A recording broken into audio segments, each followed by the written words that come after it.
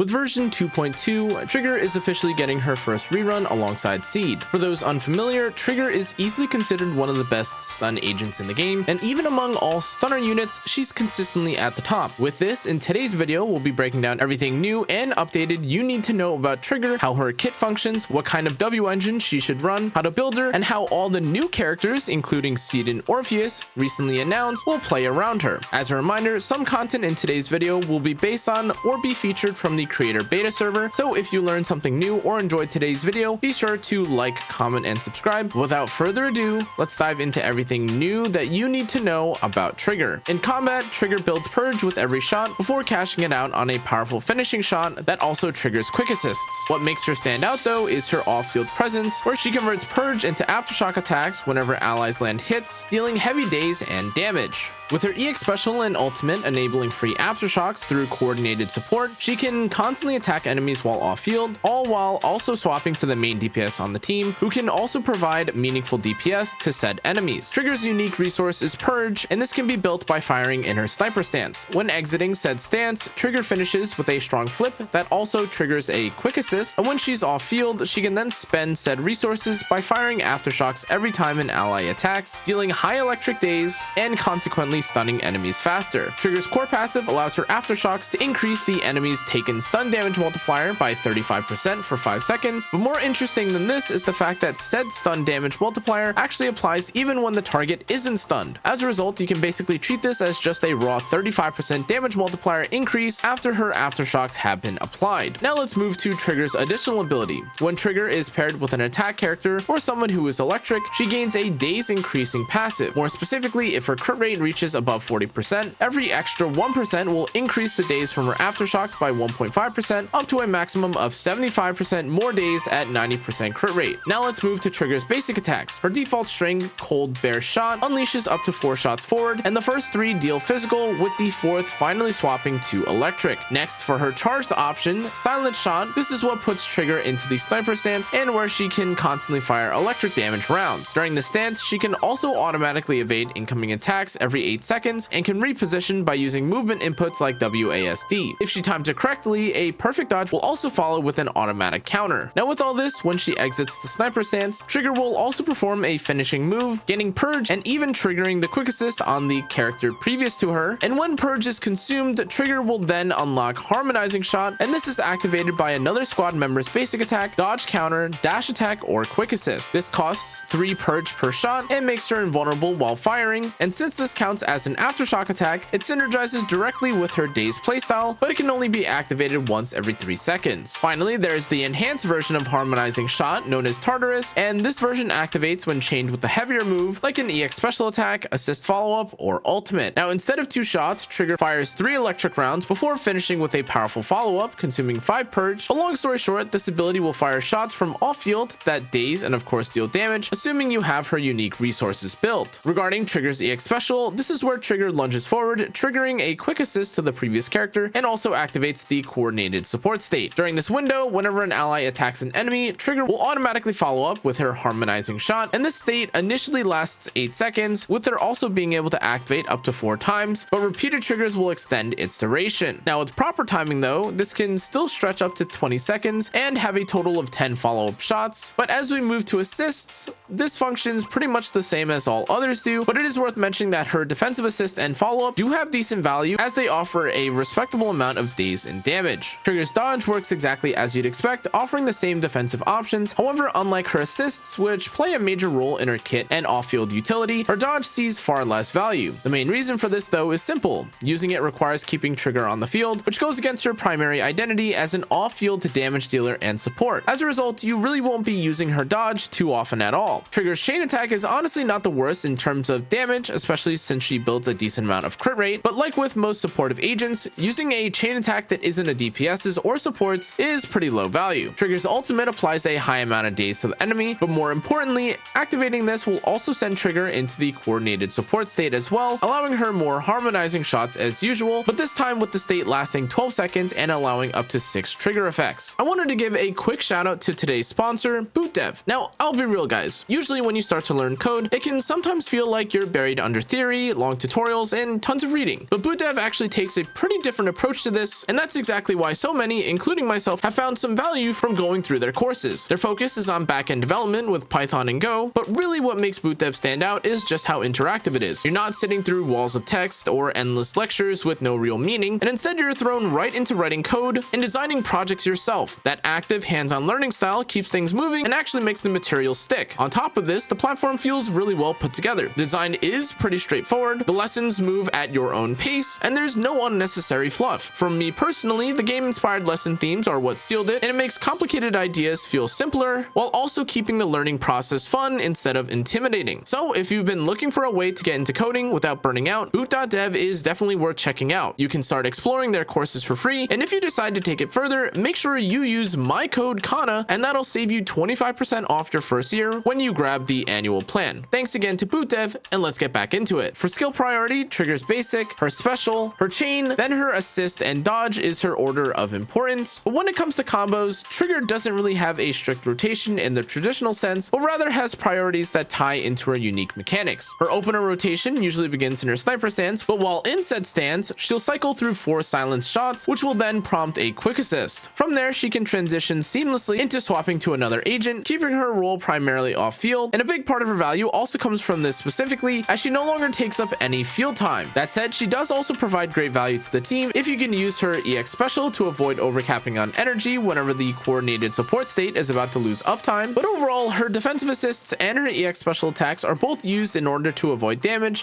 while also applying daze to enemies. Now, although her combo is far less about memorizing a fixed string and more about leveraging quick assists, maintaining uptime on her set effects, or using her EX special / ultimate to apply daze / avoid overcapping on resources whenever possible. Trigger's signature W engine, Spectral Gaze, is one of the strongest options for maximizing her off-field aftershock damage, daze, and team utility. At base, this provides 713 base attack and 24% crit rate, and this of course is really nice when trying to satisfy Trigger's stat thresholds. Its passive effect applies 25% defense shred to enemies hit by electric shocks for 5 seconds, and it'll also grant stackable spirit lock buffs, increasing impact by 4% per stack with an additional 8% at full stacks. Basically, this allows Trigger to maintain massive off-field damage, stun application, and a massive 40% defense shred buff, which is something few other W engines can compete with. And in terms of added team damage, this can even account for a near 25 to 30% increase to the squad's total damage, which of course is absolutely crazy. Regarding alternatives, Trigger does have access to options like Blazing Laurel, the Restrained, Ice Shade Teapot, or even Precious Fossilized Core, but overall, each engine suffers if not being able to provide similar team-wide damage or value to the team. That said, this does mean that Blazing Laurel and Ice Shade Teapot will offer unique advantages compared to others, and if you aren't able to use these, crafting Steam Oven, Precious Fossilized Core, or using any other leveled S rank or A rank W engine will work fine too as a placeholder. Now of course, though Trigger's W engine is limited, it is worth mentioning that Trigger alongside Spectral Gaze provides amazing value to most DPSs on a team, and this is especially valuable if you end up using Trigger alongside Seed, which of course is coming to the banner at the exact same time. King of the Summit is currently the best stun set in zenlesszonezero, designed to maximize both daze and team-wide crit damage for almost any stun-focused character. The 2-piece bonus grants a 6% increase to daze, directly boosting stun buildup, while the 4-piece bonus delivers up to 30% crit damage for the entire squad for 15 seconds whenever the equipper uses an EX special or chain attack, assuming again that the user has at least 50% crit rate. Now reaching this threshold is straightforward, but it is worth mentioning that this basically forces Trigger into a crit rate main 4th slot if she wants to achieve this stat line, especially if she isn't using her signature. As for alternatives, you could use Astral Voice, 4-piece Shockstar, 4-piece Protopunk, or even Shadow Harmony if you really want to deal damage with Trigger, but overall King of the Summit is the most versatile and preferred set. Now let's talk about Trigger's main stats / substats. For 4th disc, crit rate is by far the most valuable main stat because each point directly increases the daze dealt by her aftershocks. Disc 5 should prioritize electric damage, and in most cases this does end up being 7 to 10% better than attack percent or pen ratio in the same slot, but if electric damage percent isn't available, attack percent or pen ratio can still work as substitutes in the meantime. The main stat for disc 6 should always be impact, which is the most important stat for Trigger since she's a dazer, but for substats you'll ideally prioritize crit rate followed by crit damage, attack percent, then all other damage dealing flat stats. More importantly though, you're actually looking for 90% crit rate specifically, with crit damage and attack percent stats coming secondary after this goal has been met. In terms of impact though, you'll likely be aiming for roughly 162 to 186 impact depending on the main stat of your W engine. Now normally most support characters don't rely heavily on substats outside of reaching the 50% crit rate for stun characters on King of the Summit, but for Trigger, stacking crit rate is definitely even more important as it directly enhances all aftershock days, making it her highest priority stat after impact and days. Regarding teams, what makes Trigger so strong is that she fits naturally into almost any lineup that runs an attack agent or any DPS in general thanks to her additional ability. This opens up a huge variety of possible lineups to work with, and on top of this, she isn't just good with attack agents, she can also work very well with certain Anomaly teams for the same reason. Because of this, there are simply too many Trigger teams to cover in one go, so instead we'll focus on highlighting the very best teams and then some alternatives if you're missing a few of the limiteds. For Trigger's attack-based lineups, the clear standout here is Soldier Zero Ambi, Trigger Astra. This team clocks in at a 50-second clear, outperforming every other attack-focused setup in Deadly Assault by roughly 15%, but another strong option is Evelyn Trigger Astra, which recently has recorded a 56-second clear, though it notably sometimes falls behind the Ambi variant by around 15 to 20%. On the Anomaly side, it's no surprise that Miyabi Trigger Astra remains one of Trigger's premier teams, and even though her extra ability doesn't activate in this lineup, the simple fact that Trigger can apply aftershocks, a decent amount of days, and damage all at the same time is simply too strong to ignore. This comp therefore achieved a 55-second clear, placing it 8% ahead of all Anomaly teams. Another noteworthy option is Miyabi Trigger Yuzuha, and while this team actually posted a faster 47-second clear, its overall performances ended up being slightly weaker by a few percent compared to the Astra variation, especially in Deadly Assault. Now, if you're looking for a more free-to-play friendly option when running Trigger, you can lean on readily available support agents like Nicole or Lucy paired with attack agents such as Billy, Anton, or even Soldier 11/Nekomata. Naturally, these combinations won't be able to match the raw results of premium setups as their clear times are noticeably slower and their Deadly Assault scores will sit lower compared to top-end team comps. Despite all this being said, they still perform at a respectable level and did clear for those looking to at least get 3 stars or looking to get an S rank time in Shiyu defense. So for players without access to the strongest limited units, these lineups remain a solid way to take advantage of Trigger's flexibility while maintaining decent clears and progression. Now, as of this video's release, Seed and Orpheus have also been hot topics or factors to consider when playing around Trigger, but to no one's surprise, Trigger and Seed play very well around each other, and this, by the way, is also even before Orpheus plays a part in the testing phase for Seed and his performance against Deadly Assault bosses. But it's true, Seed does have some of her best performances across any endgame content when paired with Trigger, and the fact that both are from the Obol squad is likely a big reason for Zenless to have designed them like this. When looking purely at the numbers though, Trigger actually ends up outperforming nearly every other support or utility option when you pair her with Seed, and this leads to an average of a 6 to 13% increase in performance. What makes this even more impressive, however, is that she manages to edge out some of the Astra-based lineups, which are typically seen as the strongest alternatives for supports, yet still fall behind on occasion when Seed is in the mix alongside Trigger. Now let's break down Trigger's Mindscapes. At Mindscape 1, Trigger's core passive receives a direct buff, and the impact is immediately noticeable. Not only does it give her a sizable increase to her stun damage multiplier, but it also improves the cooldown and efficiency of her abilities. The increased purge generation and the reduction to Harmonizing Shot's cooldown alone makes a huge difference, but overall this accounts for a roughly 14 to 22% damage boost depending on the team, and is honestly one of the most impactful Mindscapes that we've ever seen, assuming of course that you also have her signature. At Mindscape 2, Trigger starts providing crit damage buffs for the whole team, and using Aftershock or a finishing move in Sniper Stance will also give her stacks of Hunter's Gaze, with each adding 6% crit damage to all allies. Now this of course can stack up to 4 times, which is where we got the 24%, and they all last individually about 10 seconds. Now although this might sound like another surprisingly high damage buff to Trigger's team, this actually accounts for much less than a direct 24% buff to her lineup, and instead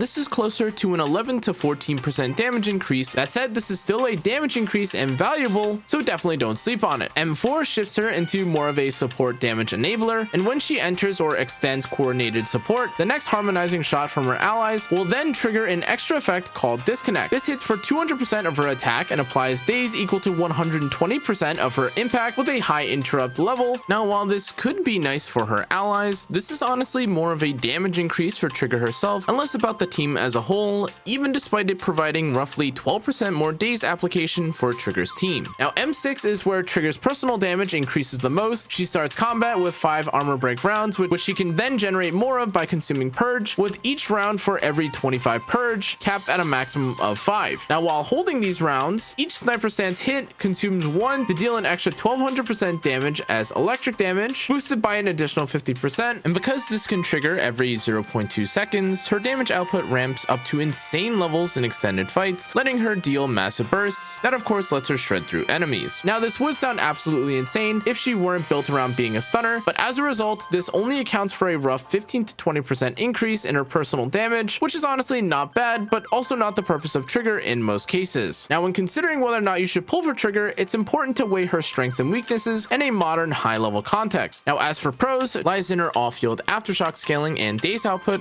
which allows her to apply consistent stun and deal high electric damage even when not on the field. To add to this, her signature W engine, Spectral Gaze, further enhances her effectiveness, providing 25% defense shred for 5 seconds, added impact up to 20%, and 24% crit rate, which enables nearly permanent off-field pressure. She also provides squad-wide utility through her coordinated support state, amplifying damage and daze for other characters, and overall her kit is versatile, synergizes well with crit-focused teams, and allows for highly efficient rotations, making her one of the top choices for stun-based compositions. Now on the flip note, Trigger has some notable weaknesses, though not that many overall. She has a high dependency on crit rate 4th slot discs and proper substat distribution on said discs in order to maximize her daze and aftershock efficiency. Now with this, not only is it difficult to build Trigger at times without her W engine, she also gains such an insane amount of value from it that not having it will definitely feel worse regardless of who you choose alongside Trigger. In summary, if your goal is to build a strong, crit-focused stun team, Trigger offers amazing value and will dramatically improve the performance of any team, especially if you're fighting against electric weak enemies. Her weaknesses are mostly situational and manageable with proper team planning, disc optimization, and substat investment, and this makes her a high priority pull for players looking to min-max or elevate the performance of their weaker attack agents like Soldier Zero Ambi. That said, every player's priorities are different, and these considerations should only be weighed against your team composition, existing units, and personal preferences. Ultimately though, the choice to pull is yours, and this advice is simply provided to help inform you of that decision. That's going to be it for today's video though, guys. Thanks for watching. I'll see you all in the next one. Stay safe, stay healthy. Good night.